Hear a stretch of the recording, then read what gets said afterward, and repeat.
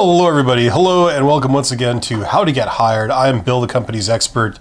Welcome. This is the weekly live stream where you can ask me questions, and I will do my best to answer them and help you out. This is basically about how to get hired. So anything to do with job interviews, resumes, job applications, interviews, all that kind of stuff. But also not just the mainstream stuff that people on YouTube like to talk about, which is the posted jobs. I'm much more interested in the hidden job market, where 80% of all the jobs actually are, where every job I've ever gotten in the last 15 years at least is, more like 20 years, is. So all that stuff too, networking, that kind of stuff, how you can do networking if you're an introvert, how you can do it from home. You don't have to talk to a single living soul. You don't have to schmooze, all that kind of stuff. So I'm interested in that, and any topic you want to discuss along these lines. What should I do with my life?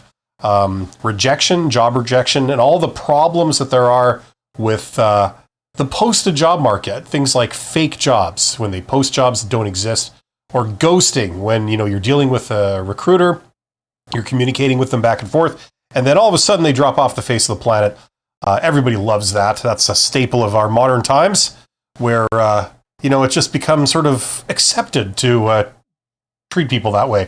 So great stuff. So if you're here, if you're seeing my beautiful face, and who wouldn't want to be here, you should see a chat box somewhere nearby, depending on what device you're watching this on. And if you have any questions about job search or hiring, whatever, and you've been a subscriber to my channel for any amount of time, you should be able to get in the chat and ask me questions, and I should see them. And I will respond. So your moment of glory has arrived, put it that way. First, a shout out to my YouTube channel members. You guys are awesome. Thanks for the support. Also my Patreons, same deal, ditto. And my super thanks donors, those are always nice to get. And my participants, that's you, my viewers. You like how I got my finger right in your face there? Yeah, thank you so much for being here. Because you guys show up to these things, that's why I do these. I know a lot of people have a lot of questions out there, so that's what we're here to solve. Now, the title of this is, I've gone away from sort of individually naming all these live streams. This is just a Q&A with me about hiring. So the topic is how to get hired, careers, job interviews, and success. So there you go. And while we wait for the first person to get in the chat, see who wins the grand prize for being the first person in the chat, as we all wait with bated breath. As always with these things, your prize is going to be a virtual handshake with me, so it would look like something like that. That's about the only prize is within my power to give out. Okay, we got somebody saying something. I can see it up on the live feed. I can't see it in my feed here, but I'm just going to give it a couple of seconds for it to show up, hopefully. And then that will hopefully show up, and then I can respond. Here we go. Okay, so this is Karina Martinez. Karina Martinez wins the grand prize. May seem like a silly question, but what should I wear to an interview? Is wearing a two-piece suit okay? Well, that depends on what gender you are. Now, as we all know, I can't get away from this. You guys come here for the fashion tips, the personal grooming tips. Just looking at my hair alone, that would be one reason to be here. No, listen, there's all kinds of theories on how to do this. Some people say dress one level above, the job that you're going for. Other people say just dress up, period. What I would say is, that's a good general rule, dressing one level up. So, for example, let's say you're going for a job as, a technician or something, okay? And you've had a technician job before, that technicians generally dress in, polo shirts. It's got the buttons, but it's got the short sleeves, right? Like if you're a dude, right? So You also know the technicians report to some kind of manager, let's say, and the manager wears a dress shirt. They don't wear a tie, but they wear a dress shirt. So your big question is, if I'm going for a job as a technician, I'm going for an interview, job interview as for a technician job, should I dress like a technician and wear a polo shirt, or should I dress one level up and look like a manager who supervises technicians and wear a dress shirt? No tie, but a dress shirt, or more. Now, what I would say is that you can't really go wrong, with any of those. Like if you show up in a polo shirt, or you show up in a dress shirt, or you go even higher and wear like a dress shirt with a tie, I don't think any of those are a red flag, okay? But the question now becomes which is most appropriate, right? So this is what I would do. I would go online. I would go to either Google or Bing or, a chat bot like ChatGPT now. You have that option. I would look up the company, okay? I would look up that company and say, like, for this role in this company, what do those people dress like if this was a chatbot? If it's on Google, I would go to Google image search. I would say like the company and just see what pops up. Because if they have pictures of, employees of that company, you can see what they look like.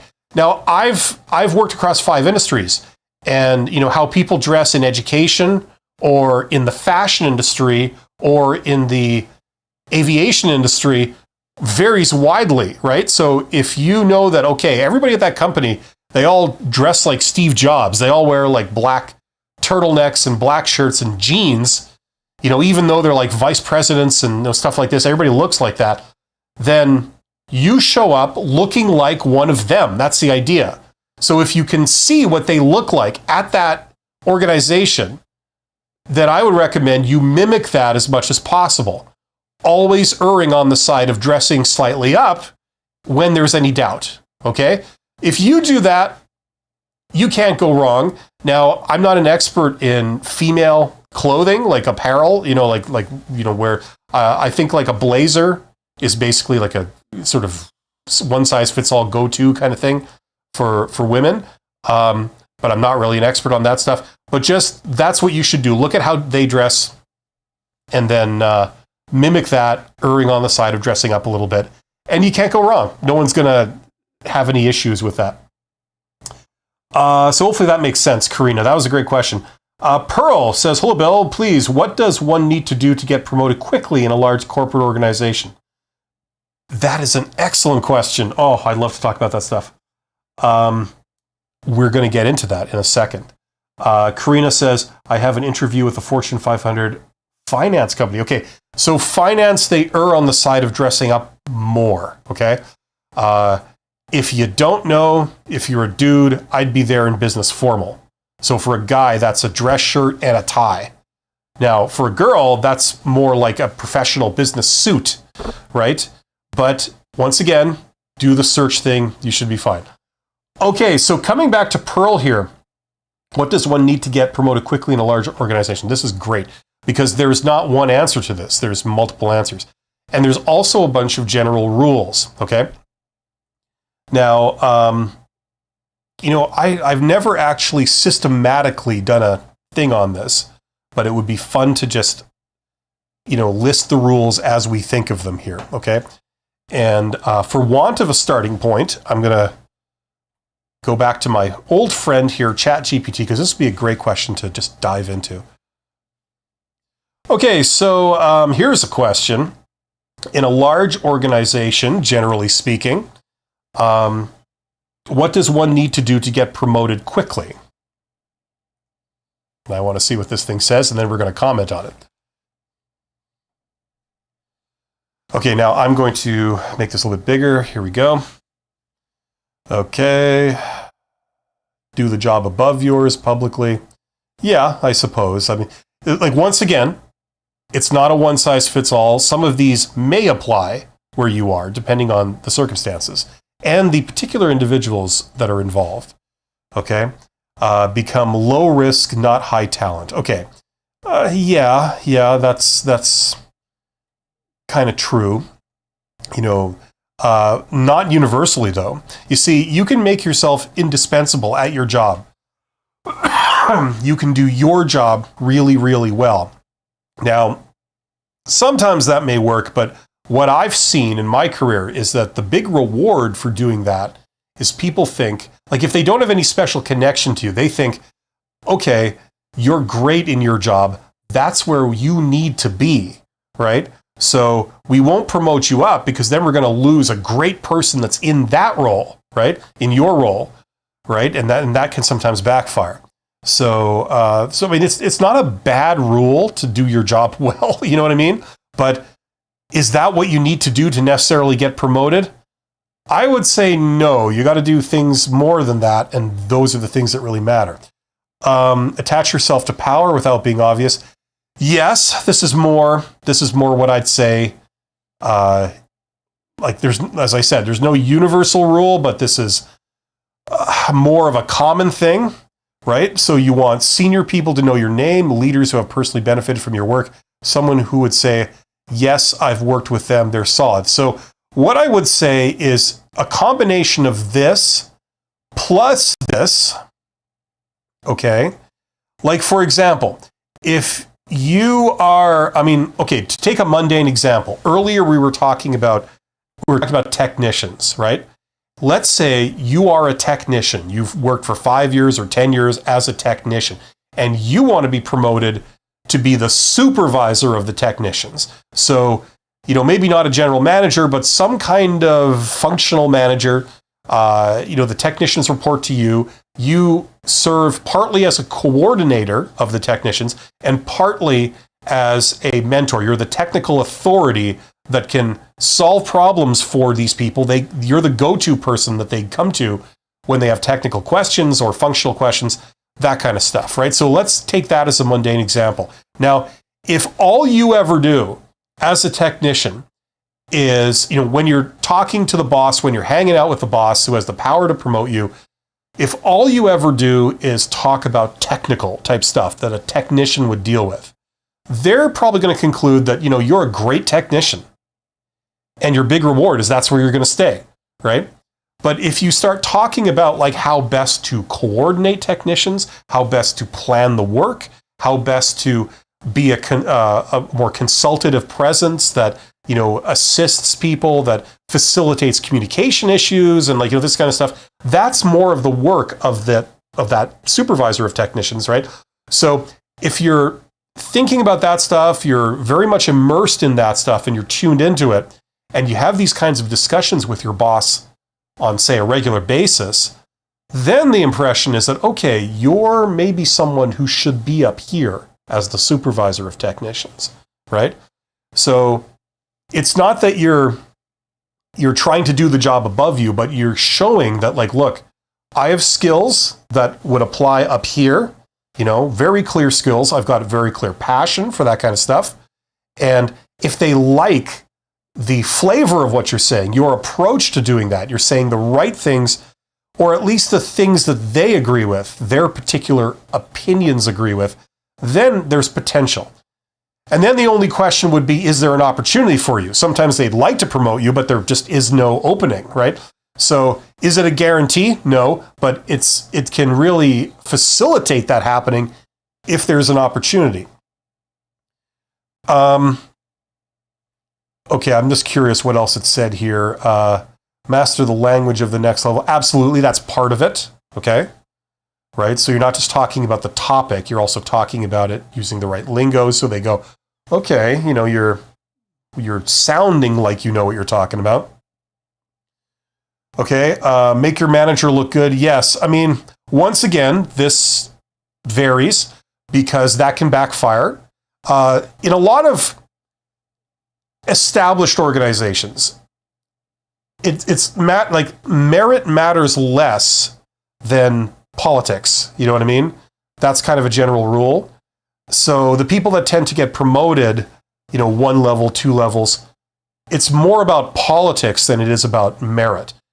If, on the other hand, you're building the organization is growing, it's new and it's still, growing and they're hiring people and they're, doing new things all the time and, they're expanding, then merit matters more, because like if they put you in charge of something and you really expand the business, then they're going to reward you big time, right?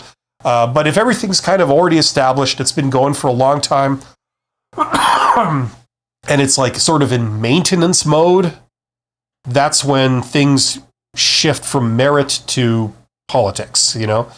So that's when people that can talk a good game, that's when they tend to get noticed. People that,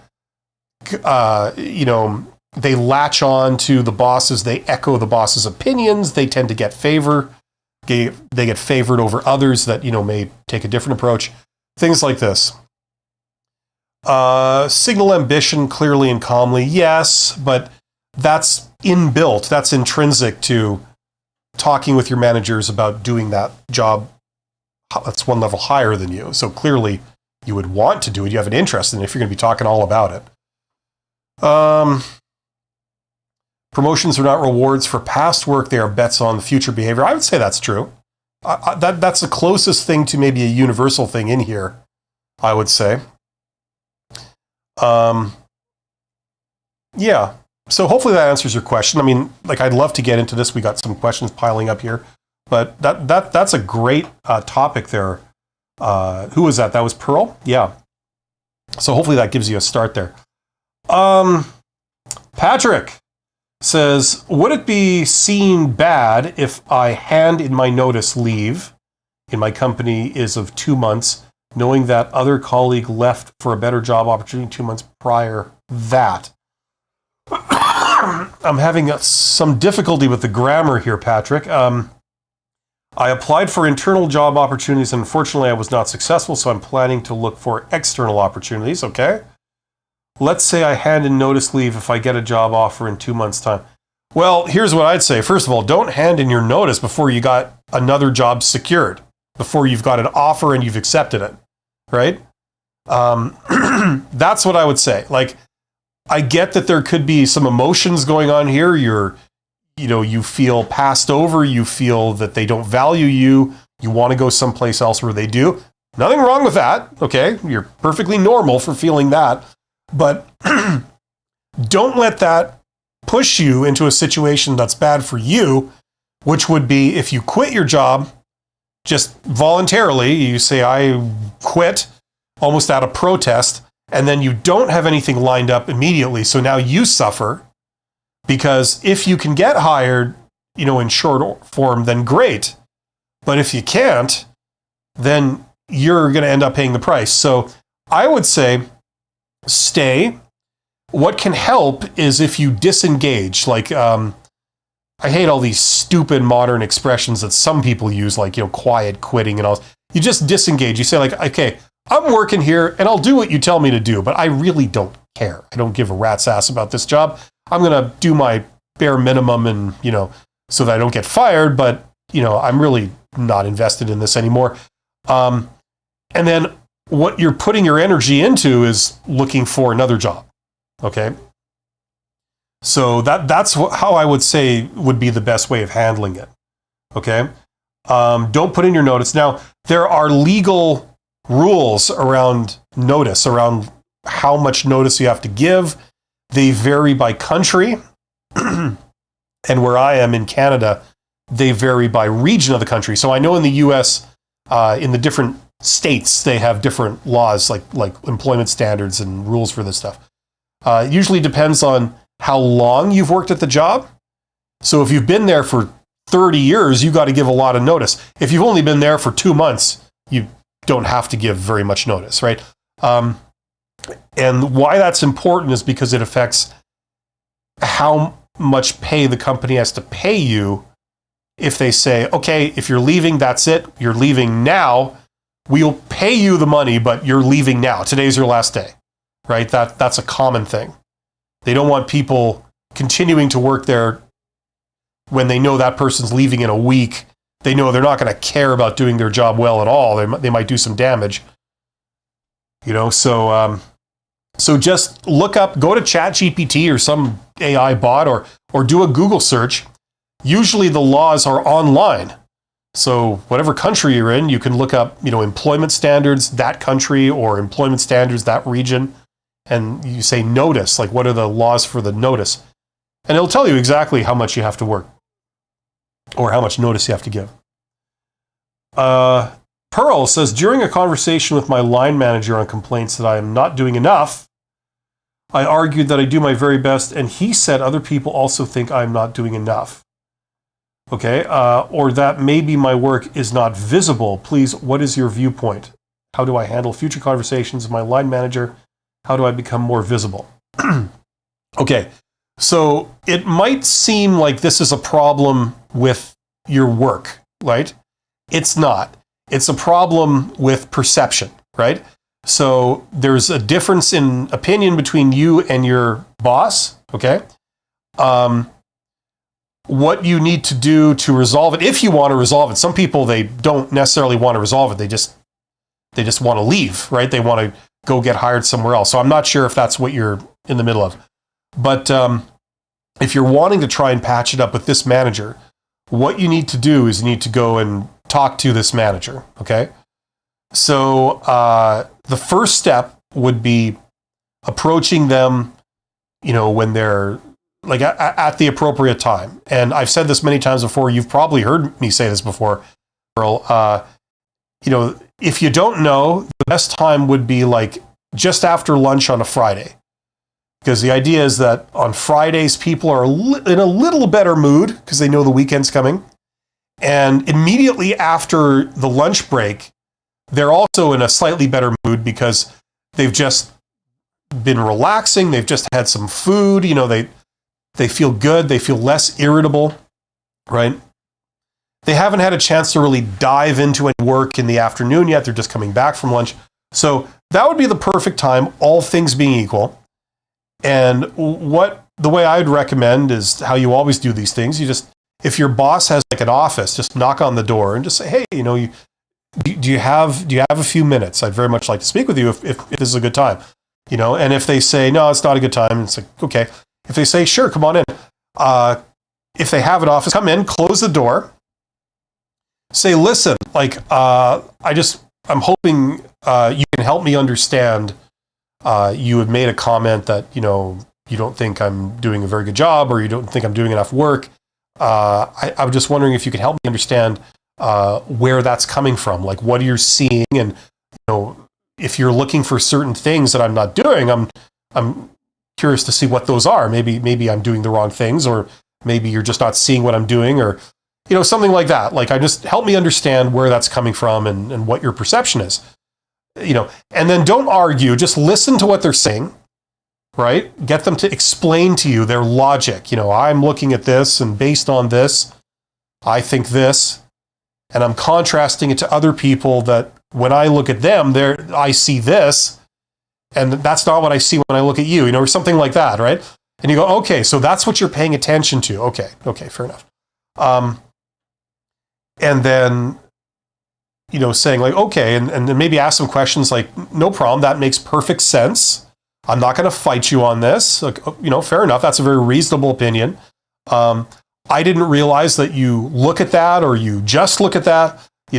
I'm just wondering if you see the work in this area that I do. Like, I don't know if you realize that takes like several hours every day to do that. I'm not sure if, is that something you're still wanting me to do because I'm spending a lot of my time on this? Things like that. Like, just that type of conversation. It's very non-confrontational. It's very much like, help me understand where you're coming from. And then if you have to try and make an argument for yourself, it's usually in the form of questions. Do you still require this? Because I was under the impression that you want me to do this every day, and that's what I've been doing. Is that still the case? Like things like that, right? And see if that goes anywhere. Because what you want to do is you want to do a lot of talking with your boss. You want them to think, oh, you're listening to them, you care about what they think, and you're trying to give them what they need. That's what you're trying to signal to them by doing this. Once they see that, if they're reasonable and there isn't anything weird going on, they'll acknowledge that and they'll try and work with you. They'll go, okay, you're not the problem. Maybe there was a communication breakdown. You didn't understand what I was wanting you to do, or something like that, right? And then you can fix it, and then everything's good. They get the impression that you're wanting to work with them, right? to resolve it and do it to their satisfaction, right? But if you do the opposite and you say like, I don't know what the hell you're talking about. I do this. I do a good job. You just don't like me. That kind of compounds the problem, right? And unfortunately with these things, all things being equal, the boss is in charge. That means if you go head to head with them, all things being equal, they're going to win, not you. Even when you're right and they're an idiot, they're going to win. You're going to lose. So the best approach is just to try and let's see if we can, not have a war here. Help me understand what I need to do to satisfy you. What do you care about? What are you looking at? And so I can maybe give you that, right? Now, if you're looking at the wrong things, you could say, ask it in the form of a question. I was under the impression that I had to do this. Is that still the case? Is that your understanding? Your predecessor told me I had to do this. Is that how you see it? Is that not the case anymore? Something like that. Very non-confrontational. Asking things in the form of questions. Okay, so hopefully that makes sense. That's kind of what I'd say to stuff like that. There are either 11 or 15 people here, depending what you're looking at. Thanks for the question. We've got some great questions so far. If you have a question about job search, hiring, interviews, resumes, networking, careers, any of that kind of stuff, let me know. I'm here to answer your questions. We've come to the end of the feed for questions. I'll just remind everyone, check out my courses you can see on the screen. In particular, that one. All my advice in one place. And it teaches you not just how to get hired in the posted job market, where they post jobs, but in the hidden job market, where the jobs are there, they're just not posted. And the hidden job market is that's where 80% of the jobs are. Now, don't take my word for this. Go out and find it. In fact, if you bear with me, let's ask ChatGPT. Okay, so of all the jobs that exist that I could possibly get, or anyone could possibly get, what's the percentage of those that are actually posted?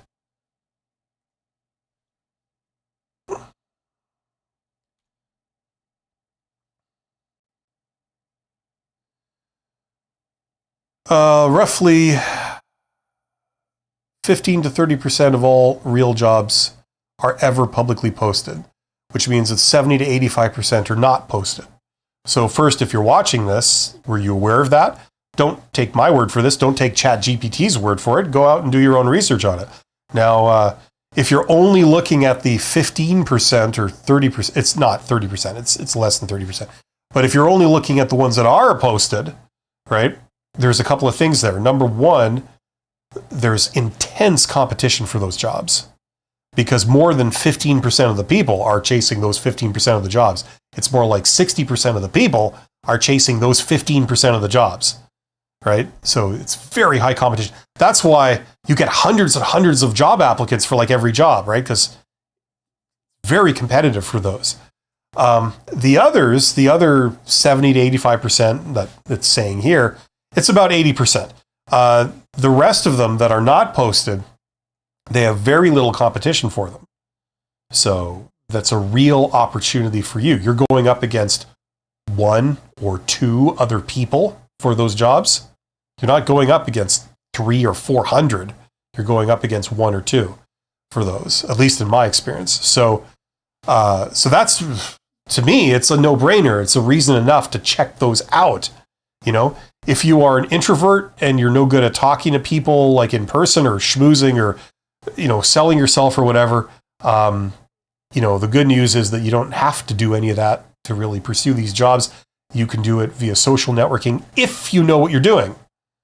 Okay, so hopefully that makes sense. I would like to return to this when there's a lull, when people don't have a bunch of questions waiting. So let's go back to you guys. Pearl says, hello, Bill. I would appreciate if you could answer the second part of my question on visibility. Okay, so or that maybe the work is not visible. Please, what's your point of view? Well, I feel like I've already done that. You see, you're going to be asking them and saying, if you do talk to your boss, like I was suggesting, you're going to hear their side of it, right? And hopefully that will answer this part already. But if it doesn't, you will then bring it up and you say like, well, I was under the impression that it was part of my job to do this. And I'm doing this work, but I'm not sure, are you seeing that? Is that something that, you agree is part of my job? Or are you just not seeing that? Or is there something I need to do differently so that, you see that more? You know what I mean? Like that's part and parcel of understanding what they're looking at, what their understanding of your job is. Because usually this type of situation, it doesn't mean that you're not working hard. It means that you may be working on different things than they think you should be, right? That's my point. So the whole visibility thing is like they're not seeing the work that you're doing. Why aren't they seeing it? It's because they're not looking for that. They're not checking up on that stuff, right? Because maybe they don't realize that that's part of your job. Maybe for whatever reason, that hasn't come up in the last 2 years, so they haven't been thinking about it, so they haven't been checking up on it, right? And then they've forgotten that that's what you spend a lot of time on. And that's the root cause of this problem, you know what I mean? So that would come out with the conversation with the boss, right? When they say, oh, I care about this is what I understand you're doing, and you're not hearing all this stuff that you're doing that you're worried about, then you would ask about that and say like, well, my understanding was it was my job to do this. Is that not the case? Is that not what you're wanting? And clear up some of those issues. Does that make sense? I feel like I'm addressing that.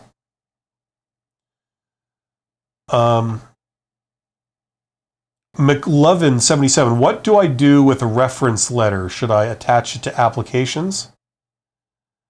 No, generally. Like when you send in your initial job application, listen, there's nothing that says you can't do that, but usually it's better for a variety of reasons if you hold that back until you get to a slightly later stage, right? Like if they respond and say, we'd like you to come in for an interview, or you've been in for an interview and then they say, great, we'd like you to come in for a second interview, and we also would like you to send us your references, so that they're asking for them specifically, that's usually when you would send them, right? You normally don't send them in with your application as a default, because the thing is, you're giving out people's personal contact information, right? Here's like at least 3 people that you can call. Here's their email address or their phone number or whatever. They're my references, so you can check them. They might be previous bosses or coworkers or personal references like a friend of the family or something. I don't know.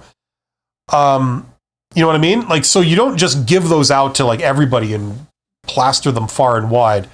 Normally you would wait until a company is interested in you and you're going through the hiring process. And at some point they will ask you, they'll say, can you send us your references? That's when you send them. Pearl says, thank you. You're welcome, Pearl.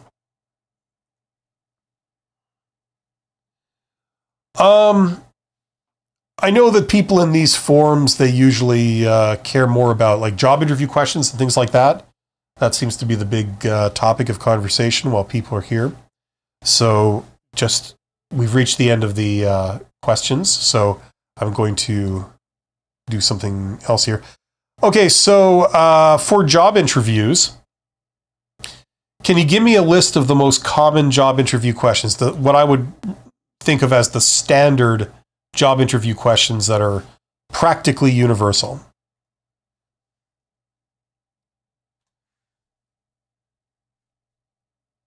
We can start by this.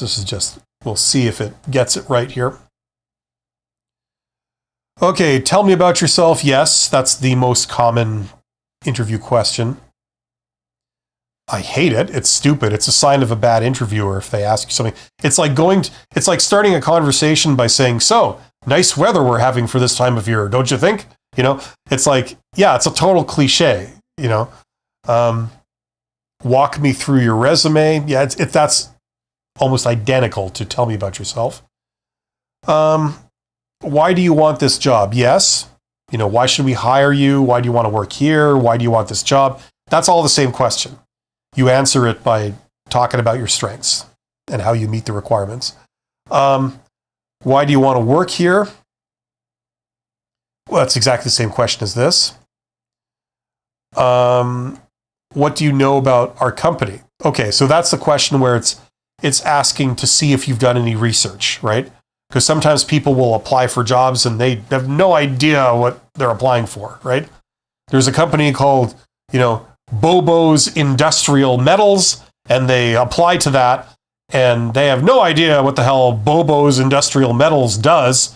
It could be an industrial metals company, or it could be a party planning company with clowns and whatnot, and they have no idea. They haven't bothered to even look up who that company is, what they do, how big they are, anything, right? So that's verifying that. So if you've done 2 minutes of research, you should be good there. You should be able to ask it. It's like, well, I know that you guys are located here. You're this size. You're in this business. This is your industry. You sell this, and you have offices in this city and that city and that city. Something like that. It's got several. Wow, it's got a lot here. Okay, what are your strengths? That's the same question as why do you want to work? Why do you want this job? Why do you want to work here? You give exactly the same answer to all of those. What are your weaknesses? That's a big one. Very delicate question. What would your manager say about you? Yeah, that's. I don't know if that's a universally standard question, but that's one of the big ones. How do you handle feedback or criticism? Okay, I wouldn't say that's a standard question. That's not one of the staples. It's certainly something you can get. Tell me about a challenge you're faced at work.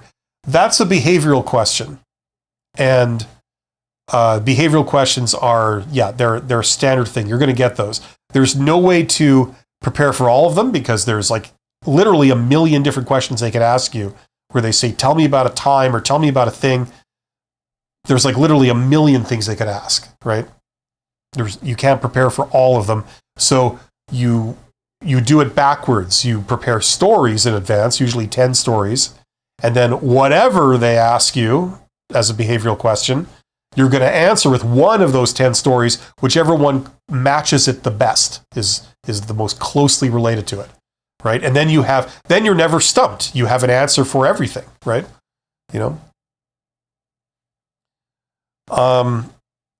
Someone is asking a question. Mustafa Feo 477 says, what's the best way to connect and network on LinkedIn? That leads to referrals, potential jobs. Oh, man, how much time do you have? I can't, there's so much to it. I can't lay it out live. This course is like a big part of that course is a massive lesson sprawled over several hour-long lectures or, a few hours of material laying it all out for you, okay? But to summarize it in a nutshell, and where I'm coming from is I've gotten, like, all the jobs I've had in the last 15, 20 years have been on the hidden job market, and I've gotten them basically through a variation of, like, contacting people on LinkedIn. So, I mean, there's so much to this. First of all, who should you contact? That's the thing that most young people get wrong. You shouldn't contact recruiters. You shouldn't contact people at the low level. People at the bottom, they can't help you, okay? People at the middle, like middle managers, it's not their job to help you, and in any case, they're too busy to help you, right? It's not part of their job to take unsolicited queries from the public. Their job is to run a operation of some kind. Their job, like run like a plant manager. they're not looking at LinkedIn. They're not like getting questions from the public that they need to answer. That's not part of their job. All right. Executives, it is their job. Counterintuitively, not only is it their job to do that, because this is how people approach companies. Say you want to set up a joint venture with the company. Say you want to take a tour of their facility, because you are thinking of being an industrial supplier or industrial vendor or an industrial partner or industrial distributor of theirs. How would you do it? Well, you contact one of their executives. You say, I'd very much like to speak with you, right? Could you spare 30 minutes or an hour for us to chat? I have a few questions related to this, and the response from executives that are doing a good job is, sure, yeah, I got some time right here. Come on down, like that kind of thing, right? So the idea is those are the people you should target. I just want to say that. Then what's the first thing that someone on LinkedIn is going to do when they receive something from you, like either a connection request or a message? What's the first thing they're going to do? They're going to go look at your profile, right? So if they go to your profile and your picture is like you and 4 other people drunk, partying, in university or in college or whatever, it doesn't matter what you say. They're going to say, no, I'm not responding to this, right?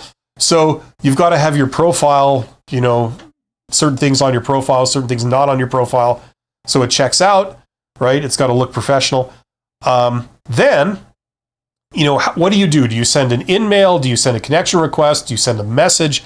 There's a variety of ways to do it. I recommend a certain way. Okay. I basically recommend that, first of all, it depends on whether you're an introvert or an extrovert. Okay. Because if you're an extrovert, then you will want to go and talk to people in person. A lot, like roughly 50% of people are extroverts and 50% of people are introverts. Introverts are the opposite. They will not want to do any stuff in person. They will want to minimize that. So I'm very much an introvert. I like to teach this stuff to introverts. And so if you're an introvert, I would say do as much as you can on LinkedIn before setting up any kind of face-to-face meeting. The way I'd recommend doing that for me is send out connection requests. There's a certain way you can send out connection requests that will get a lot of executives to accept it, assuming that your profile is, has been sanitized and it looks professional. And, it's a numbers game, just like applying to jobs, and what I did back in the day when I was building my consulting business is I was reaching out to CEOs in my hometown that I didn't know. So I was exclusively contacting CEOs over LinkedIn, people that were running small companies, people that were running big companies. I didn't know these people. They didn't know me. But it was roughly a 30% response rate when I sent a connection request. So if you send it out to 100 people with like a little template message, 30 of them would connect.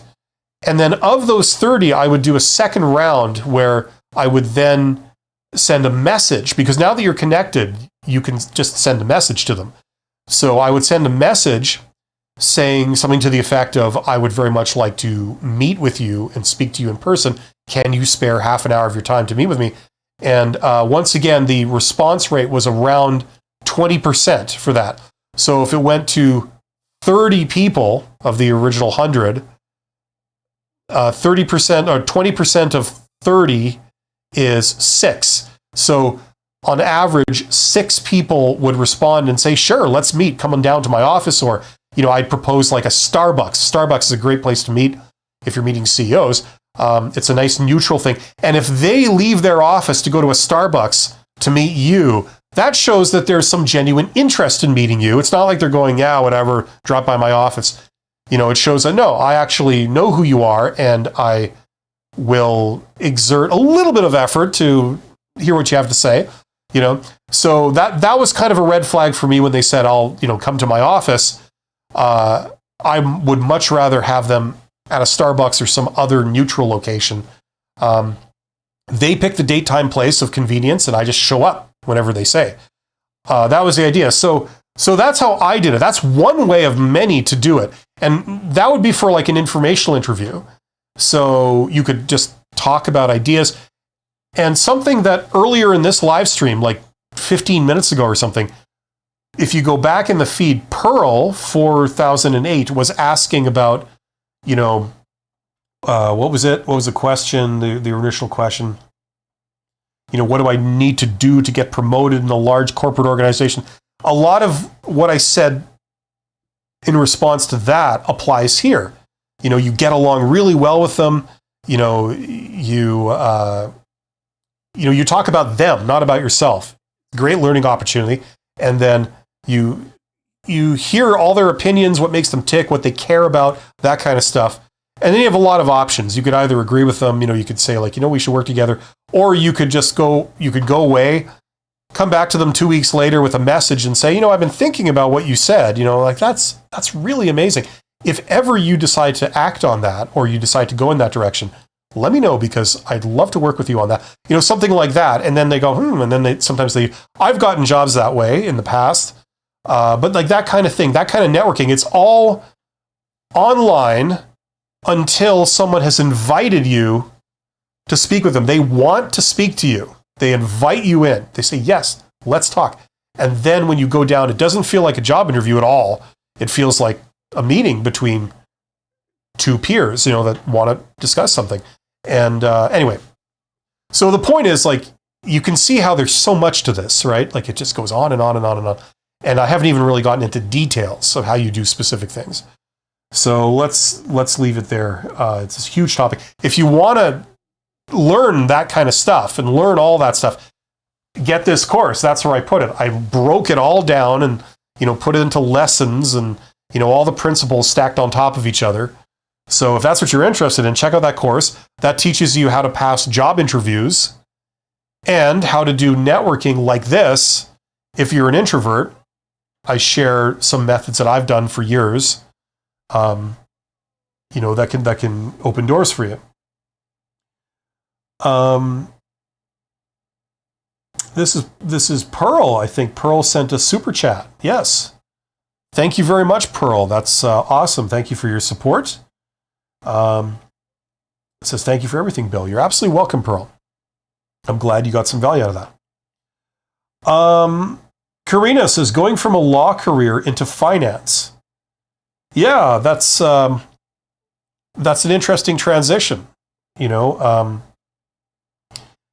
definitely some things that overlap there. For example, they're like both very professional areas. They're very important areas, right? Whether you're dealing with civil law, criminal law, very important stuff, right? The image of being trustworthy and being an expert, very important. So if you are an authority on it, you need to look like an authority. That's very important. You need to talk like an authority. You need to understand what's appropriate, what's not appropriate. What the protocol is for whatever situation you're in. Very important. Same with finance. Yes, you're dealing with money, but it doesn't end there. You need to be highly, highly trustworthy. You need to project an image of being highly, highly trustworthy, right? If you are trustworthy, but you don't seem like it because you don't know how to talk and how to dress and how to groom and all that, you're not going to go anywhere fast. It's so stupid, but it's true. So a lot of things like that are in common. Yeah, so it'll be interesting to see how that plays out.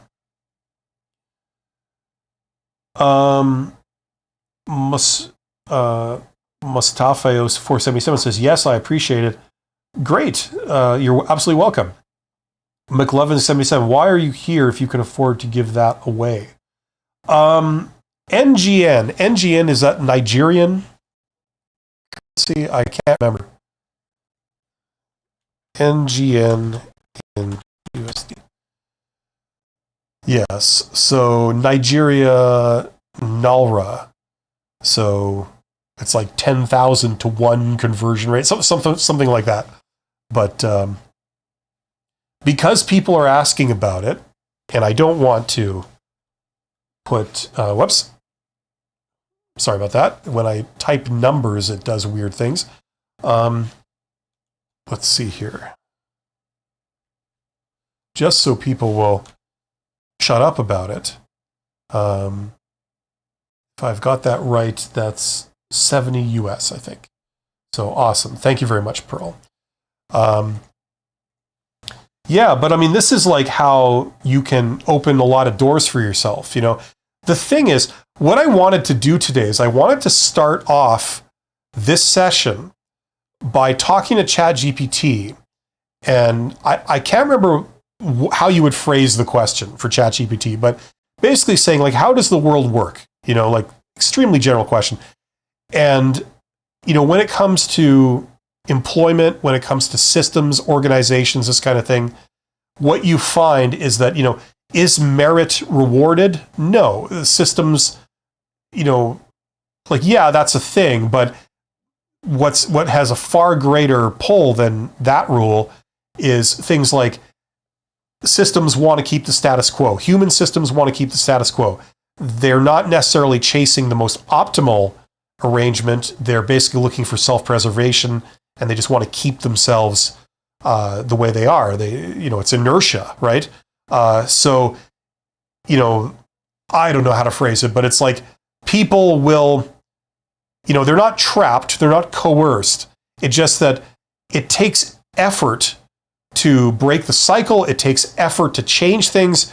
So what you see across like almost every area of human endeavor is that people, they accept an imperfect, inefficient situation because changing it requires even more effort. And that's what they don't want to do, right? Now, why am I telling you this? I'm telling you this because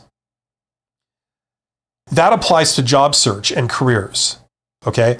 Most people, they just want to do the default thing. They don't want to think outside of that. They don't want to exert any more energy than they have to kind of do the default thing. So that means if you have a job and you're looking for another one, you just want another job.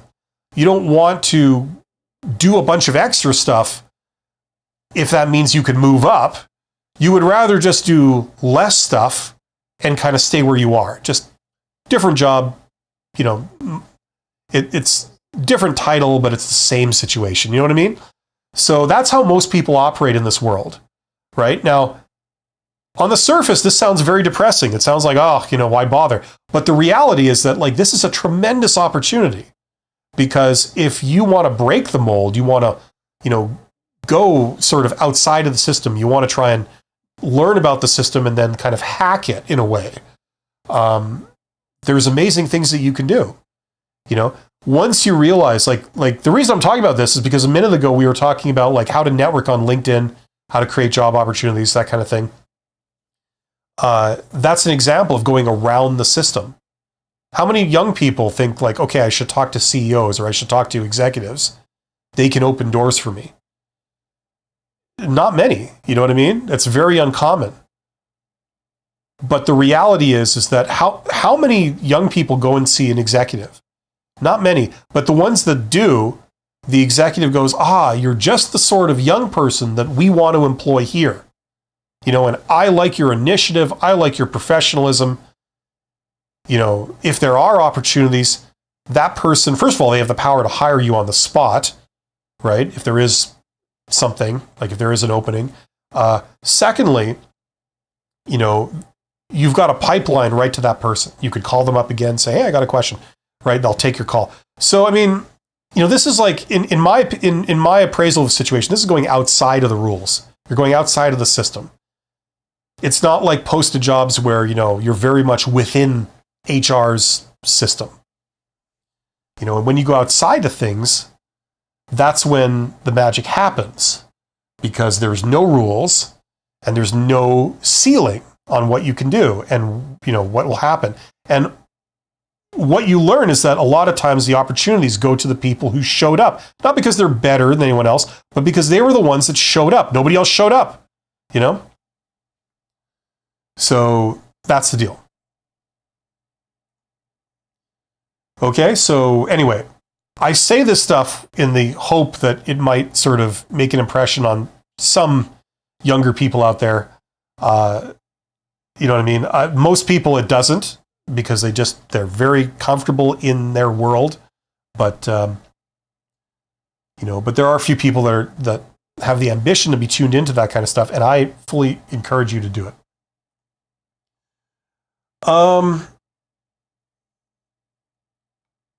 Okay, Karina says, started my career in finance 25 years ago, did law for 22 years. Oh, I see. Okay, so you've already kind of been in both. Okay, gotcha. Alon in the dark says, hey, Bill, new to the show. Thank you for your insight. Question for you. How do you handle a salary expectation question at a final interview if the job posting already has a range of 25K? Okay, so here's the deal. Here's the reality that, once again, not many people are comfortable with and not many people accept, because people generally tend, when we're young, we tend to be kind of sheep. They say it, so it must be true. We just believe them, right? A lot of the times you're being played, right? So here's the deal. Just because they say it in a job interview doesn't mean A, it's true, or B, you have to accept it. You can do whatever the hell you want, and so can they.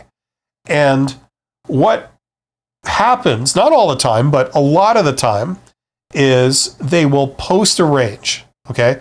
Now, if it's like a government job, then it tends to be more truthful. If the range is between, like you said, 25K, you said 25K is a number, so it's not a range. But if you say the range for the job was between 25K and 50K, okay? That was the actual range. For a government job, they may actually post that on the job posting. They'll say it pays between 25K and 50K. That is, in fact, the actual range. They cannot go outside of it. End of discussion, right? But for a lot of private companies in the private sector, they'll give you a range when they print the job posting. They'll give you a range that they want you to think is the range, right? And that's not always the actual range. So maybe the actual range is between 35 and 70.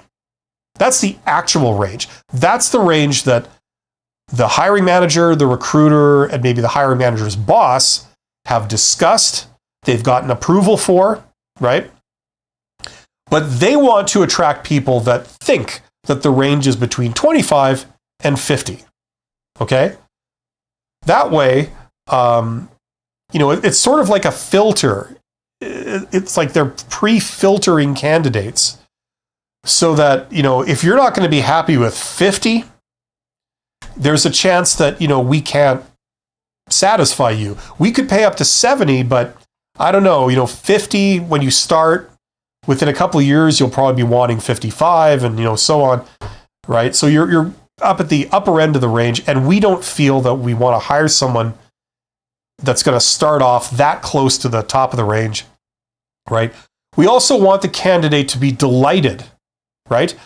For example, if you knew the range was between 25 and 50, and they offered you 26, how would you feel about that? You think like, well, that's good, but I feel like I could have gotten 50. So I feel like I got a bum deal. So I'm not super psyched about doing this job. So when I start the job, I'm already not feeling great about it. It's like, they're cheaping out on me. I got a bum deal. Do they want you to feel like that? No. So they'll list the range as slightly lower, and then they'll start you off at the actual minimum range, which is 35. And you go, hey, I'm starting off at 35. So some people start this job at 25. I got 35. So, you know what I mean? There's a lot of psychology there, and they're manipulating you by doing this stuff, right? This is not very advanced in the grand scheme of things, right? But just because they write it on a piece of paper doesn't mean that it's true, right? That happens a lot. So returning to your thing where you're saying, like, how do you handle it? Okay. You handle that question in a job interview the way you always handle it, whether they posted a range or not. And that is that you do your damnedest to not give them an answer until you get to the offer stage. Okay? So I mean, I've done a very popular video with millions of views that talks about this. It's like what I recommend is basically a 3-stage answer. Your first response is like, well, it's a little soon to talk about money. I'd have to know a lot more about this position and all the details before I could give you an answer. Starting with things like the benefits. Are there benefits? You're wanting to know how much salary I need? It's kind of important to know, do you pay benefits or not, right? Like, I don't even know that, and you're hitting me up for a salary. So I need to know a lot more before we could really talk about that. I'm sorry, right? And then sometimes that'll work. If it doesn't work, they say, well, yeah, that makes sense, but we still need you to give us a number. You say, okay, well, you could turn the question around at them. You say, listen, this job was posted publicly, which means that it was officially approved by the company. Therefore, you guys must have officially approved the salary range. Can I ask what it is? Now, if they've already printed it, great. If they haven't printed it, doesn't matter. You're asking. That's why you're asking this question. And they say, okay, well, the range is between 25 and 50. And you say, okay, well, that works for me. Somewhere in there would work for me. That's all I can tell you at this point. I know none of the details, but that's about what my expectations are, right? So you don't actually get into giving them a specific number. The moment you do, you're dead. You save that until you get to an offer stage, right? Now, sometimes that works. Sometimes it doesn't. They say, well, we don't know the official range that was approved. Or we refuse to tell it to you, but we still need you to tell us your number, right? You get all kinds. So sometimes they'll press you further. And in which case, what you do is you answer by giving a range, right? So you say, listen, at this point, all I can tell you is that somewhere between here and here would be appropriate. Somewhere in there would probably be fine, right? Now, what are those two numbers? Well, I say give them a very wide range. Not stupid, like ridiculous, but the low number and the high number, they're still reasonable, but they're a stretch. Okay, so you say, I don't know, look, somewhere between 25 and 55, somewhere in there, I think is reasonable for this position based on what I know about the job market. So somewhere in there, I'm sure would be fine. And that's all I can tell you right now, And there you go. Now, if they push you further, it starts to get weird. You know what I mean? But if they do, all you have to do is just repeat your answer with a smile on your face. You say, like I just explained, unfortunately, I can't narrow it down any further. Somewhere between 25 and 55, somewhere in there. That's all I can tell you right now. I don't know a lot of details about this job, so I'd have to, that's all I can tell you right now. And there you go. So that's how you handle that question. And it gets you out of giving a specific number because they want you to give them a number and they're going to use it against you. Either it's going to be too high, in which case they eliminate you, or it's going to be low and they're going to tie you to that number. They're going to say, you said you're okay with that number, so that's what we're going to pay you. We're going to pay you $1,000 above that, and that's it. And it's very hard to argue anything else later on if they give you the offer because you did say you'd be okay with it. It's kind of hard to turn around and say, no, I'm not okay with that. I need more money, right? That there's some issues there. So, if you give a range, that means they can't eliminate you because you asked for too much, but it also keeps things open so that you can ask for something towards the higher end of the range in the offer stage, and you're not going back on anything. You never committed to a low number. You said somewhere in this range. The number you're asking for is in that range, right? So that's how you get past that hurdle, and that's how you handle that question. Was that a long enough answer for you? As I smack my monitor around.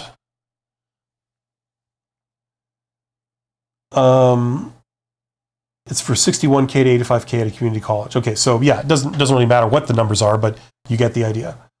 Karina, what's the best answer to the question, why are you changing careers? Well, you see, here's the thing. The way people change careers, maybe you know this, Karina, maybe you've already talked about this with me, but the way people change careers is usually not by going through recruiters. Because what's the first question out of a recruiter's mouth when you're applying for a job? It's going to be, how many years experience do you have in this job, right? Or doing something similar. And if you're changing careers, your answer is going to be 0, right? Now, I know in your case, your specific case, you just said that you're not really changing careers because you have worked in law and finance, right? A long time ago. So it's not like you're changing careers. You're kind of changing your career back to what it originally was. You're just, resuming that. So I don't know, maybe you're a special case because you're changing careers, but you're not really changing careers. But generally they're going to ask you questions like this. It's very similar to, if you ever go to a recruiter and they ask you this question, it's very similar to saying, why did you quit your last job? That's basically what it's a form of. And the way you answer that question in a nutshell is you say, well, I'm just ready to do more. I've got skills in this area. I have a passion for doing this kind of work. I'm ready. My previous job, didn't really involve me doing that stuff. I'm ready to do more. I could do that stuff. I'm passionate about it. And that's why I'm here. And you leave it at that. You don't go into more detail.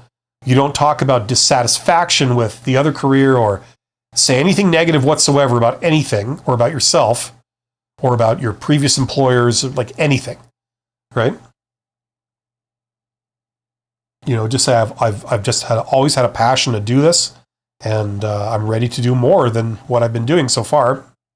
That's why I'm here. Excuse me.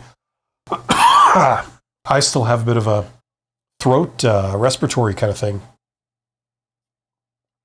These things have been going around constantly. Alon in the dark says, so it's psychological. They likely already have a range in mind. Well, of course they do. I mean, listen, when you go to the store to buy something, do you not have any clue what you're going to be spending? You could spend anything between 35 cents and $245,000. Do you go out to the store thinking, it's somewhere in that range that I'm going to spend? It's no, you have an idea. Okay, I'm going to spend between, I don't know, $20 and $80 on this specific thing that I'm looking to get, right? $80 would be kind of a stretch. I mean, I better get the Cadillac version of it if I'm spending $80.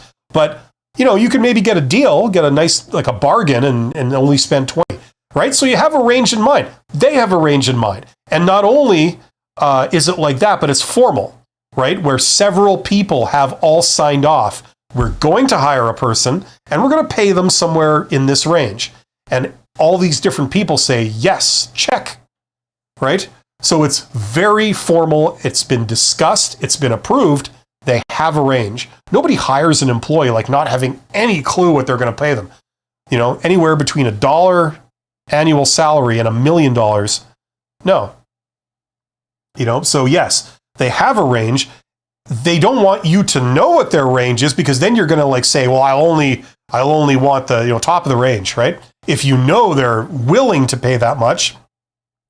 It's like when you go, I don't know if you've ever done this, but if ever you've been fortunate enough to be able to go and buy a car and you go to the car dealership and you talk to some used car salesman in their reversible tweed suit jacket and bow tie and thick rimmed glasses and Brill cream, they're going to try and haggle you down. Now, if they knew that you were prepared to spend up to $65,000, guess how much that car that you're interested in is going for? $64,000, right? If they knew you were willing to spend $35 and that's your max, oh, look, this car happens to be $35,000, right? So, you know what I'm saying? If they knew your hand, it's like seeing somebody's cards in poker, right? So yeah, it's all psychological. That's the name of the game. There is no absolute right answer for how much you're worth. There isn't even an absolute right answer for how much you're worth to them, the way they're going to utilize you. right? It's all relative. It's all based on perceptions of value and things like this. You think you're worth $1 million in gold. They think you're worth, minimum wage. It's like, how do you resolve this? Or they think you're quite valuable. That's why they want to employ you. But they're telling you that, oh, no, you're not worth that much. No, you're only worth minimum wage. So you should be happy with minimum wage. You should be lucky to get it. You should get down on your knees and thank us for employing you at minimum wage because that's all you're worth. That's what they would love you to believe. So you'll accept minimum wage and you'll be damn grateful to get it. You'll be loyal and you'll never think of leaving, right? That serves their interests beautifully if you think that. So you can bet your ass that they're going to do everything in their power to convince you of that, right, in the short time that they have with you. And that starts with the range as printed on the on the job posting and everything they say to you thereafter. Okay, it's like they're likely already to have a range in mind. Main takeaway then seems to be to still hold firm until the offer stage. Just stay within the range until later. Don't give a number. Exactly. Yeah. You see, listen, the other principle at play here is how often do you find yourself going to the store to buy something and you think like, okay, I'm prepared to spend between, 20 and 80, right? 20 and 80 dollars or, yen or whatever we're talking about, yuan, pesos. I'm prepared to spend between 20 and 80 bottle caps if necessary. And anything under 20 would be too cheap. Like it's so cheap, it doesn't even work, right? Anything over 80, that's too much for this. I don't need that. I don't need this thing made out of gold. I just need to be able to use it to prop up my doorstop, So you kind of have a range in mind, right? Now, just let me check something here. Still hold firm until the offer stage. Just stay within the range until later. Yeah, exactly. Now, the principle is that you may have this range in mind, right? And you go down to the store and you look at like all the contenders, say you want to buy bread or something and you go to the bread store and you look at on the shelf, they have 480,000 different types of bread, right? Okay, bread made out of beaver pelts, bread made out of old carpet and fiberglass, and floor sweepings, anything you can imagine, every type of bread that was baked by angels, right? So they're all different prices, right? Now, you're looking at this, right? And they have bread within your range between 20 and 80, right? But then you see, look at this bread that's got sugar added and chocolate sprinkles on it, right? Maybe some cream on the inside. So you like bite into it and it all shoots everywhere. You're like, whoa, that's amazing. I want to try that, right? Oh, it's $85, and you go, oh. Well, when I set that range, I hadn't bargained on this. This has got cream in it. So it's like, fine, I'll take the bread with the cream in it and the chocolate sprinkles, right? You can bite into it so hard, the cream explodes out the other end, it gets into your friend's face. You all have a laugh, It's like that adds value, right? So I'm okay going outside of my range for this, right? Now that I see this, I got stars in my eyes, I want that, right? So I spend more than I intended to, right? That's a real thing. Just as you behave like that and consumers behave like that, companies behave like that. They start with a range, not seeing any of the candidates. Then they talk to some candidates and they see, this candidate here, they have the skills we're looking for. They're great to deal with. And it's like, they'll probably end up running the company one day. They're that fantastic. It's like, for 5,000 more, could we get them? Yes, let's get them, right? So once you see the value, you're prepared to go outside of your initial range that you arbitrarily set. That's the idea. That's a real thing. Okay? In the beginning, they like to artificially say, we're not looking at anyone over 80 or that costs over 80. But now that we've seen their value, we're now revising our policy on how much we're going to pay. So that's the deal. Hopefully that makes sense. Quincy says, quality stuff, Bill. Appreciate you going live. Well, thank you. Thank you. I'm here every week. Can you give an honest take on how hiring managers and teams view veteran applicants?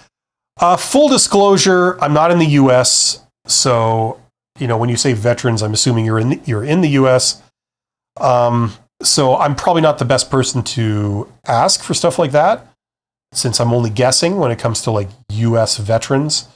And I haven't personally experienced a lot of that. I haven't been the hiring manager for a lot of ex-military types coming in and stuff like that. So there are people that might know more about that. I do a live stream every 2 weeks with a lady by the name of Abby from the YouTube channel Life Work Balance. She's a professional recruiter. She's like encountered so many candidates. She would be able to have an answer for that very specific kind of thing. So you can check out her channel, or you can wait another couple of weeks, less than a couple of weeks, where we do our joint live stream and you can ask her directly. So that's one thing there. Sorry, I can't be more help to you on that. But yeah, let me know your questions.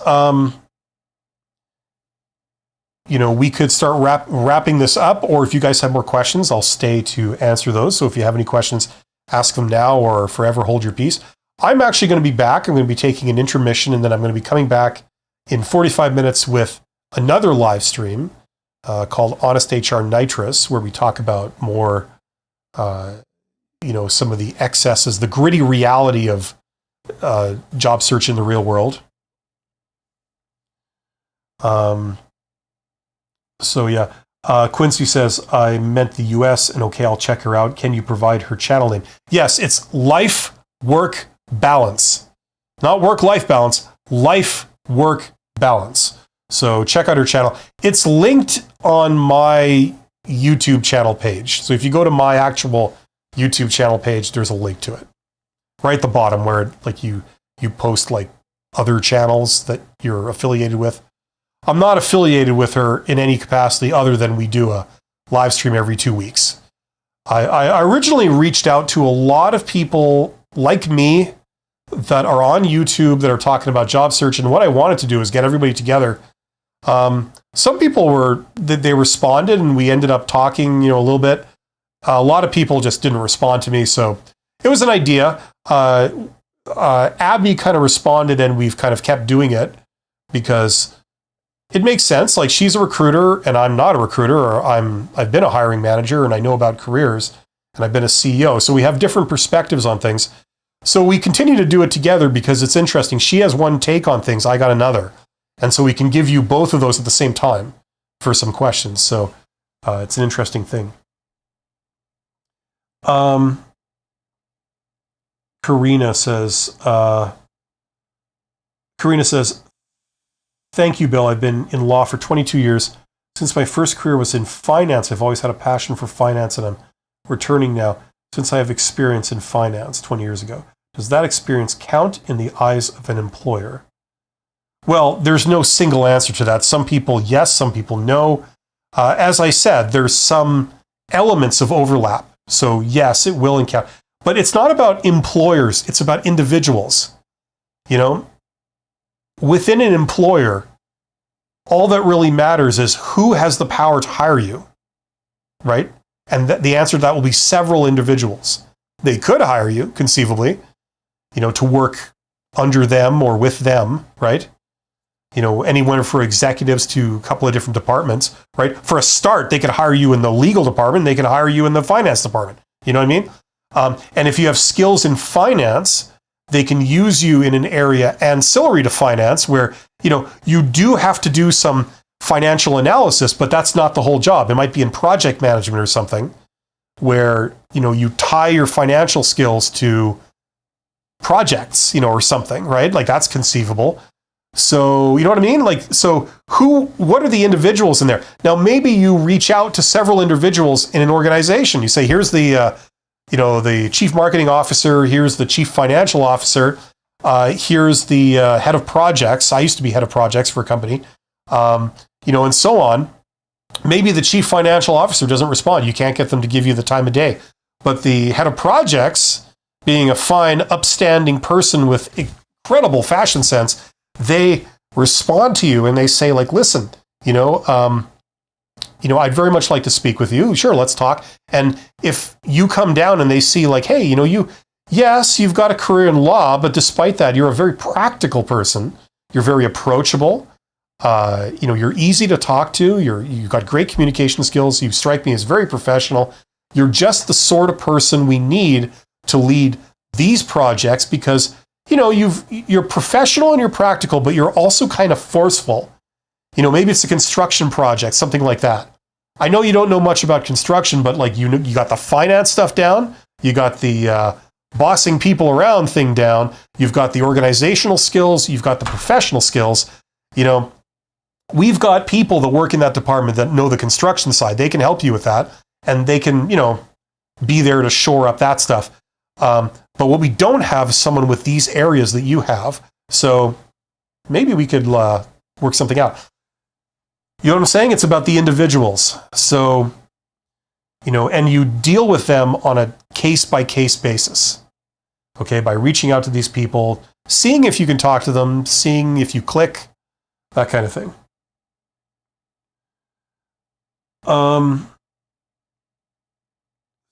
Okay, so that was Karina. Karina says, does that experience count in the eyes of the employer? Okay, what experience? Law for 22 years.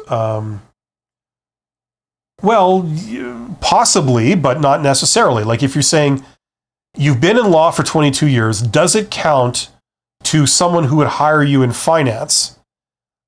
There isn't a single answer. It's going to depend on which individual. Some, yes. Others, no. So that's why you have to like reach out to individuals and explore it one-on-one, right? When you're doing this. Now, people don't like hearing that because they think, oh, that's a lot of work. Yeah, it is. But, well, it's not necessarily a lot of work. It's a little extra work. But the thing is, you can uncover some tremendous opportunities there, And the fact that you've got two separate things, that gives you value. Like that's been a staple of my career. I didn't go a standard career path. I have skills here, I have skills there, I've got this degree, I've got that degree, and I've got work here, and I've got, a propensity for doing this. It's like, what do you do with that? Well, you go and you interview people and you see where there are opportunities, and, that's how I covered 5 industries. I worked in everything between education, fashion, the railroad, industrial electrical power products. It's like, you know what I mean? It depends what people are looking for. So, you might be able to pull something like that too, if you're wanting to do it. Quincy, LWB, got it. LWB, what's LWB? Can you give me an honest take? Hiring managers. Veterans. Yes, life-work balance. Yes, perfect. Okay. Karina has sent a super chat. Thank you, Karina. That's very kind of you. I appreciate it. And I'm glad you're getting something apparently of value out of this. Let me know if you have any follow-up questions, and I'll be happy to handle those too. So cheers. Alon in the Dark says, thank you, Bill. I do have another question regarding final interviews. If the meeting is with directors as opposed to tech staff for an IT job, what can one expect? More behavioral questions? Well, directors is a very slippery term. It can mean several different things depending on the context. For example, the first job I had as a frontline manager, like a supervisor, was technical director. That was my first career job. You weren't a director. A director, by definition, is someone who manages managers. That's the theoretical meaning of the word director. In practice, it either means you're on the board of directors and you're either a principal shareholder or you're representing shareholders, or it refers to, in practice, the lowest level of executive management, where that's the director level, right? So it goes director, VP, C-level. That's usually how, in very large organizations, how they structure their executive management. But once again, that's far from a standard rule. So director can mean almost anything. Now, if you're referring to managers, right? People that either are project managers on the low end or they're general managers on the high end, they're going to care more in general about your attitude and your ability, your passion for this kind of work, and what some people might call transferable skills, I call just general aptitude. You know what I mean? Like how professional you are, if you have a desire to learn, if you have a sense of protocol and you have good communication skills. They care about that. They care about, like, are you going to be with the company long term? Is this somebody that, like, fits with us and that, we may have a use for in the future? They might be a candidate to be promoted upwards and really be one of us, right? As opposed to a low-level grunt, no offense. We're looking for people that want to stay, work themselves into management, and then that's where they're going to make their career. Generally speaking, managers care about that sort of thing rather than what a recruiter would ask, which is, why do you want to work here? Why did you leave your last job? They're not going to ask low-level questions like that. They're going to say something like, what's your ambition? Something like that. They're going to look for that stuff. So that's a general rule. That's what they care about. But then again, I don't know 100% what you precisely mean by directors. If they're jumped up technical people or they're like actual managers. Leader says, recently I noted a bank re-advertised the same senior manager job for 2 to 3 times. Why this happens? How do the employer respond when there are shortage to quality of applicants? There's a whole kaleidoscope of reasons why they could be reposting the same job. On the more nefarious side, it could be because it's a fake job. It isn't an actual job. They're not actually recruiting. They might be trying to get information from you. It might be a probe. They're trying to probe the labor market to see how many qualified people are there out there and what caliber of candidate are they and what amount of money are they looking for, right? Like here in this city or this region. That's what they're trying to do research on, okay? It could be that. Another possibility is they're trying to signal to their shareholders and competitors, oh yeah, we're growing, we're making money hand over fist, we're hiring more people because we're expanding, right? Because business is really good, right? Invest in us. See, we're doing great. You're going to make lots of money. That could be another reason for it. There's a whole bunch of reasons. Or it could just be that, they're incompetent and they posted it, but they didn't really get anyone of value. So they're posting it again. That is a possibility. It's not likely, but it is. So there's a whole bunch of reasons why that happens. Yeah. I've done videos on fake jobs. Like that's basically, this isn't necessarily a fake job, but it kind of ties in with the whole fake job thing, why they keep posting jobs over and over and over and over again. A lot of people have complained about that. They post a job. They say, here are the requirements. You have every single one of those requirements. You apply. You do everything right. You say, like, here's all the requirements that I have that match exactly what you said you're looking for. They don't call you back. And then 2 weeks later, they repost the job with the same requirements. You know what I mean? Like, that can be the sign of a fake job. Karina says, I don't mind putting in a little work. Oftentimes, it's a greater reward. Thanks, Bill. Well, good. So what I would say, Karina, is if that is indeed the case, I don't care who you are. I don't care how old you are. I don't care what personality type you are. Learn about networking. Learn how people talk to other people. Learn how to do it effectively. The goal is that you should be able to reach out to anyone and they stand a very good chance of responding to you and saying, yeah, let's talk or let's do the thing you're proposing. Then if you do talk to them after every interaction they have with you, they go away thinking, wow, that was fun. I enjoyed dealing with Karina. She's awesome. Every time I deal with her, it's easy. It makes sense. I feel a little bit better about myself. It's like, it was enjoyable. And I'm kind of sad it's over when it's over. That's the ultimate goal, right? If you have that effect on people like on demand, things will go very well for you. Then you just have to get yourself in front of the right people that can do things for you, right? If a good way to start is thinking like, how can I help people? How can I give them something that they're looking for? Not necessarily for money, but how can I help them? Like, I'm not talking about getting a job. I'm talking about like who could I like solve problems for, right?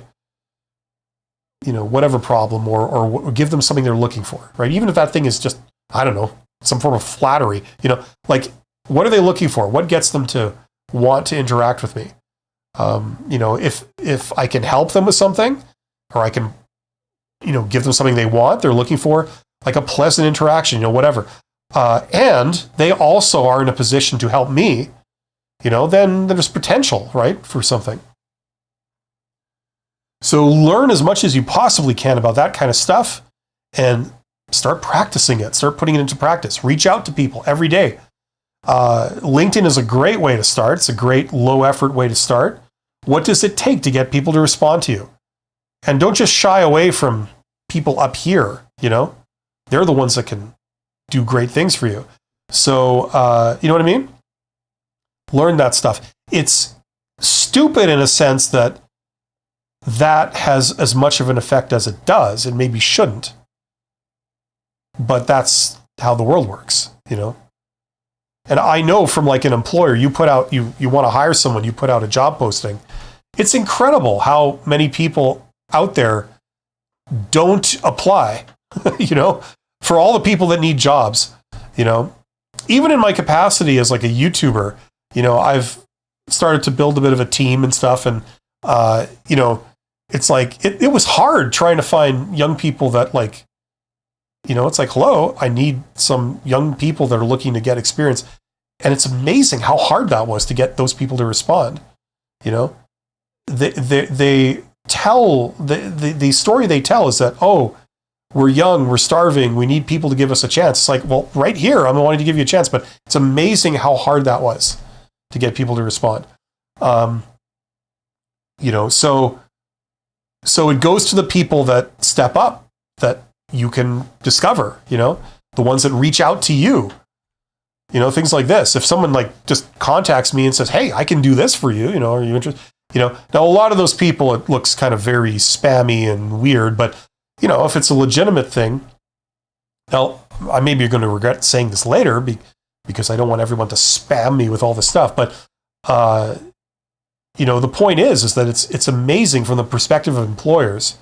We're looking for a very specific thing, and it might seem like they're getting it, but they're not, So I'm not, and by the way, I'm not excusing a lot of stupidity that HR does. That's not what I'm doing. I'm the first to agree that a lot of them are very incompetent about going about what they do. Some of it is not entirely their fault, but because they're operating under the constraints of the managers in an organization. But I'm the first one to admit that it's no picnic dealing with those people, generally speaking. I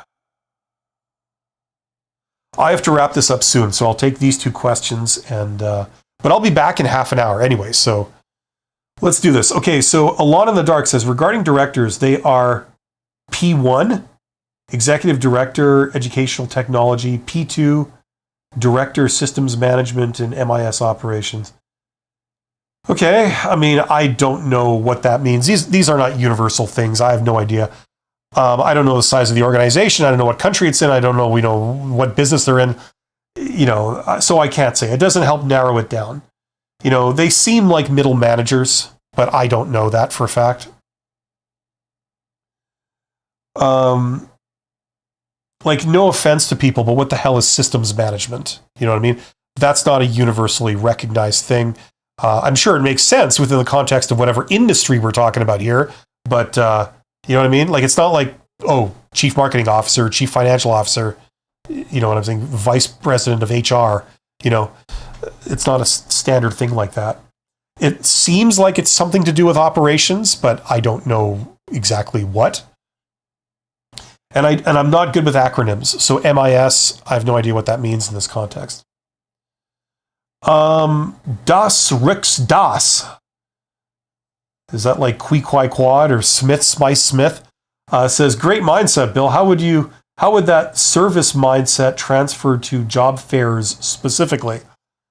I don't know what mindset you're referring to specifically, but for job fairs, it's a very specific thing. It's set up for a very specific purpose. And if you go down to a job fair, what I would do is I would say, take the trouble to get some business cards printed up. Like for literally $20 US, you can print 500 business cards professionally and have them shipped to you.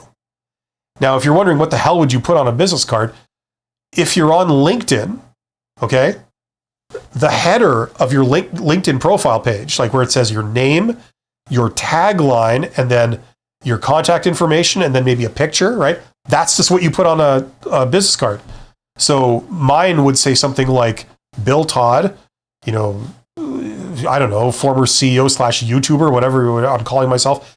And, you know, here's my phone number, here's my email, here's my LinkedIn profile, and then a professional headshot of me. Just head and shoulder. You could take it with a smartphone or with your cell phone, just headshot, you know, head and shoulders, smile, like don't look like, you know, like I've seen people with like LinkedIn profiles and they look angry, like they look like, you know, and then you see them and they look like confused or like this, you know, getting a picture taken. That's your LinkedIn profile. It's like, you want to seem approachable and professional. Okay. So that should be the headshot. And then just put that on a business card. Now, the reason I say that is because I don't know if you can tell, but my shirt has a pocket, like a lot of dress shirts. You've got a pocket, a chest pocket right here. Now, the idea is if you're going to a job fair, every single person that you talk to, okay, like whether they're somebody that's representing an employer at a booth or something like that, take out, you know, you say a few words to them. Hey, you know, how's it going? What have we got here? What do you guys do? You know, and they tell you a little bit. Say, oh, that's really, really interesting. It's great meeting you. You know, you shake your hand here, you know, and then you just give them one of your cards. That's the universal cue for them to give you their business card if they have one. Most people will still in this day and age in 2026. You know, and then you have a business card, a record of every single person you've talked to, right?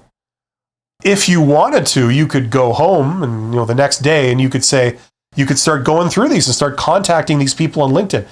Send them a little message with a connection request. Say, hey, you know, it was great to meet you yesterday at the job fair. What you said was incredibly interesting to me. You know, I'd very much like to be a part of your network, you know, blah, blah. You know, that kind of thing. And then, or you could reach out to them and say, you know, I'd like to learn more, you know, could I meet you somewhere? Or, you know, could you spare half an hour just to answer a few questions about, like, you know, what your company does and stuff, like an extension of what we were talking about yesterday, you know, things like this, right? So that's how I would do job fairs. Obviously you don't have to do that to everybody, but just the people that, you know, you're genuinely interested in, they could hire you, right? Come with a few hard copies of your resume. That makes sense. And then come with business cards and then start handing these out, right? The business cards will be more useful than the resume, I believe. Okay. Hopefully that makes sense.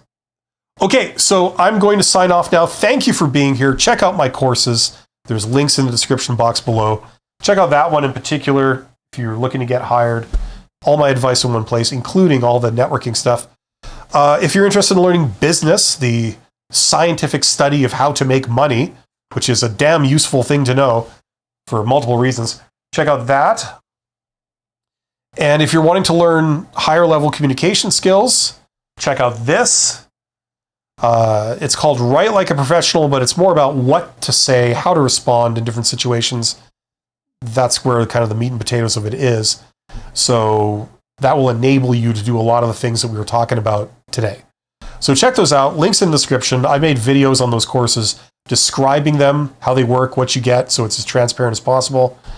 And I will be back in in about 20 minutes with another live stream. So if you got more questions, stick around for that. Thanks, everyone. Always remember, you're awesome. Take care.